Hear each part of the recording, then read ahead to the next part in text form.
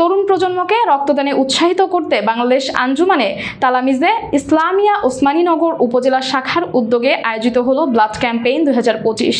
এমন আয়োজন তরুণদের মানবিক কর্মকাণ্ডে সম্পৃক্ত করছে নতুনভাবে।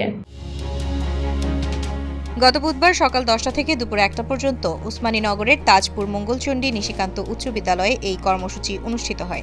ক্যাম্পেইন অংশগ্রহণকারী শিক্ষার্থীদের রক্তের গ্রুপ নির্ণয় করা হয়, রক্তদানের উপকারিতা তুলে ধরা হয় এবং ভবিষ্যতে রক্তদানে উৎসাহিত করার নানান কার্যক্রম পরিচালনা করা হয়। উপজেলা তালামিজে ইসলামিয়ার সভাপতি জাকির হোসাইন ও সাধারণ সম্পাদক জুমান আহমদ জামিলের তত্ত্বাবধানে আয়োজিত এই ক্যাম্পেইন সংগঠনের অনেকেই উপস্থিত ছিলেন। আয়োজকরা জানান, রক্তদানের গুরুত্ব সম্পর্কে সচেতনতা বৃদ্ধি ও তরুণদের মানবিক কর্মকাণ্ডে যুক্ত করতেই এই ব্লাড ক্যাম্পেইনের আয়োজন করা হয়েছে।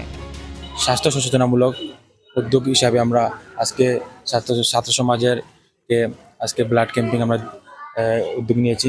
আমরা সামনে আরও সুন্দর প্রোগ্রাম করতে চাই। এরকম ছাত্র সমাজকে নিয়ে আপনাদের সহযোগিতা কাম্য।